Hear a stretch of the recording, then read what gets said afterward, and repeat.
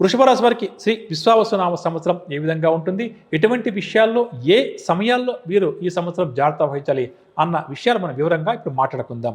వృషభ రాశి వారికి విశ్వావసునామ సంవత్సరంలో ఆదాయం 11, వ్యయం 5, రాజ్యపూజ్యం 1, అవమానం 3గా ఉంటుంది. ఈ రాశి వారికి శని గురువుల యొక్క సంచారం బాగా కూడా కలిసి వస్తుంది అని చెప్పవచ్చు. ఇక అదేవిధంగా వీరికి 11వ ఇంట లాభస్థానం అంటే లాభస్థానంలో 6 గ్రహాల యొక్క కలయిక, 5 గ్రహాల యొక్క కలయిక కూడా కొంతవరకు యోగిస్తుంది. అదేవిధంగా రాహువు కూడా కొంతవరకు ఈ సంవత్సరం వీరికి శుభ ఫలితాలను అందిస్తాడు. ముఖ్యంగా వృషభ రాశి వారికి ఈ సంవత్సరం ఆదాయం సమృద్ధిగా ఉంటుంది. దీనివల్ల ఉత్సాహంగా గడుపుతారు. ఖర్చులను కొంతమేర తగ్గించుకునే ప్రయత్నం ఈ సంవత్సరం ఈ రాశి వారు బాగా ఎక్కువగా చేస్తారని చెప్పొచ్చు. సమాజంలో విశేషమైనటువంటి గుర్తింపు, ప్రోత్సాహం, గౌరవం కూడా లభిస్తుంది. అదేవిధంగా కానీ కుటుంబ వ్యవహారాల విషయానికి వస్తే కొంత ఇబ్బందికర పరిస్థితులు ఈ రాశి వారికి ఎదురయ్యే అవకాశం ఉంది. దీనివల్ల వీరు మనశ్శాంతిని కోల్పోతారు. కాబట్టి కుటుంబ వ్యవహారాల పట్ల ముఖ్యంగా ఈ సంవత్సరం వృషభ రాశి వారు ఎంత జాగ్రత్త వహిస్తే అంత మంచిది. మొత్తం మీద చూసుకుంటే శుభ ఫలితాలు అధికంగాను, అశుభ ఫలితాలు ఈ రాశి వారికి కాస్త తక్కువగా ఉంటాయని చెప్పవచ్చు. బంధువుల నుంచి కూడా అనుకోకుండా సహాయ సహకారాలు కూడా సంపూర్ణంగా అందుకుంటారు. వివాహాది శుభకార్యాల నిర్వహణతో కూడా ఈ సంవత్సరం మీరు కాస్త ఉత్సాహంగా గడుపుతారని చెప్పొచ్చు. ముఖ్యంగా ఈ వృషభ రాశి వారు ఎవరైతే వాహనాలు బాగా ఎక్కువగా నడుపుతూ ఉంటారో అటువంటి వారు మాత్రం ఈ సంవత్సరం కాస్త జాగ్రత్త వహించక తప్పదు. అంటే వాహనాలు నడిపేటప్పుడు ఏకాగ్రతగా నెమ్మదిగా నడపడం చాలా మంచిది. వాహనాల మరమ్మతుల విషయంలో కూడా కొన్ని సందర్భాల్లో మనం నిర్లక్ష్యం వహిస్తూ ఉంటామండి. అది ఎవరికీ మంచిది కాదు. అందున ఈ రాశి వారికి ఈ సంవత్సరం మంచిది కాదని చెప్పవచ్చు. ఇక కొన్ని ముఖ్యమైన వ్యవహారాల్లో విజయం సాధిస్తారు. దీర్ఘకాలిక సమస్యలను కూడా పరిష్కరించుకుంటారు.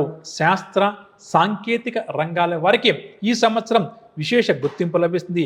విదేశీ పర్యటన కూడా చేస్తూ ఉంటారని చెప్పొచ్చు. అదేవిధంగా వృషభ రాశి విద్యార్థులు, నిరుద్యోగులకు ఊహించిన విధంగా మంచి అవకాశాలు తలుపుదడతాయి. వాటిని సద్వినియోగం చేసుకోవడం చాలా మంచిది. ఇక గృహ నిర్మాణాలకు ఈ సంవత్సరం ద్వితీయార్థంలో శ్రీకారం చుడతారు. వ్యాపార వాణిజ్యవేత్తలు పెట్టుబడులపై దృష్టి సారిస్తారు. నూతన సంస్థల ఏర్పాటుకు సంబంధించి కానీ లేక వ్యాపార విస్తరణకు సంబంధించి కానీ కొన్ని కీలక నిర్ణయాలు తీసుకుంటారు. ఏది ఏమైనప్పుడు కూడా వృషభ రాశి వ్యాపారస్తులకు లాభాలు ఎటువంటి డోకాలు లేకుండా ఈ సంవత్సరం గడుస్తుంది అని చెప్పవచ్చు. ఉద్యోగస్తులకు గత కొంతకాలంగా తమ బాధ్యతల నిర్వహణలో ఏవైతే ఆటంకాలు, సమస్యలు ఉన్నాయో అవన్నీ కూడా క్రమేపీ తొలగిపోతాయి. కాబట్టి వృషభ రాశి ఉద్యోగస్తులు ఈ సంవత్సరం చాలా వరకు కూడా ప్రశాంతంగా, సంతోషంగా గడుపుతారు. ఉద్యోగ మార్పు కోరుకునే వారికి ఈ సంవత్సరం మే నుంచి అక్టోబర్ మధ్య అనుకూలంగా ఉంది. ఆ సమయంలో కావాలి అని చెప్పి అనుకుంటే ఉద్యోగ మార్పు కోసం ప్రయత్నాలు చేయడం చాలా మంచిది.